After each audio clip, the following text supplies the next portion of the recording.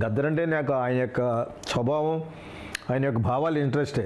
సినిమాకి ఎలా కనెక్షన్ అయినా తెలియకొడుతున్నాను. ఆయన మంచి పాటలు పాడేది, డప్పు పెట్టి వందే మాత్రం శ్రీనివాసరావు పాడతాడు. ఆర్ నారాయణమూర్తి కూడా ఇప్పుడు ఆర్ నారాయణమూర్తి డప్పు పట్టుకుని నక్సలైట్ల తరఫున పాడాడు చెప్పేసి ఆర్ నారాయణమూర్తి నందిని తీసేసి ఆయన పేరు పెట్టాం కదా. ఇది టూ మచ్ త్రీ మచ్. ఇది ఏదో ఓట్ల కోసం, ఆ కమ్యూనిస్టిక్ యాటిట్యూడ్ కోసం ఆ పేరు పెట్టద్దని కదా. ఆయనకు ఒక అవార్డు పెట్టచ్చు. అభ్యుదయ భావాలు సినిమాలు తీసేవాడికి గద్దర్ అవార్డు అని. అన్ని అవార్డులకి నందిని తీసేసి ఏదో మేము సెపరేట్గా పుట్టాం తెలంగాణ అనిపించుకోవడం కోసం తప్పితే అది నాకు నచ్చలేదు. I'm very sorry. ఆయన పేరున రెవల్యూషనరీ సినిమాలు తీసేవాడు గోపిచంద్ వాళ్ళ ఫాదర్ టీ కృష్ణ గారు. వందే మాత్రం, నేటి భారతం, రామోజీరావు గారి ప్రతిఘటన, మంచి సినిమాలు తీశారు ఆయన. హీరో గోపీనాథ్ ఉన్నాడు కదా, గోపిచంద్ వాళ్ళ ఫాదరు చాలా మంచి డైరెక్టర్ ఆయన.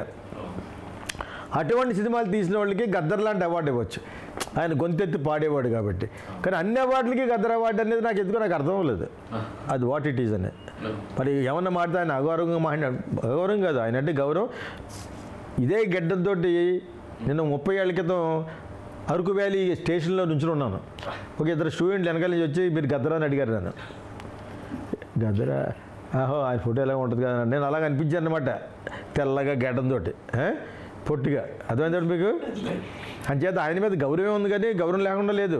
మంచి ఇదిగా మాట్లాడతాడు. మనం మాట్లాడుకునేది పాటలా పాడతాడు ఆయన. మనం చెప్పాలనుకున్నది అంతా అన్నీ బాగానే ఉన్నాయి. ఇప్పుడు శ్రీశ్రీని గొప్పగా మాట్లాడుకుంటామా? శ్రీశ్రీ గారు అలాగే గద్దర్ కూడా గొప్పే. కానీ అన్ని రకాల అవార్డులకి ఒక విప్లవాత్మక ధోరణి ఉన్న ఒక వ్యక్తిని పెట్టడం అనేది నాకెందుకో I was not very convinced. Nandi దాన్ని పెట్టుకోవచ్చు, లేకపోతే ఇంకోటి ఏదైనా పెట్టుకోవచ్చు. తెలంగాణయే స్ఫురించాలంటే బతుకమ్మ కూడా పెట్టుకోవచ్చు కదా.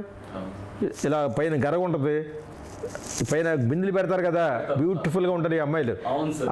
అది కూడా పెట్టచ్చు అవార్డు కింద.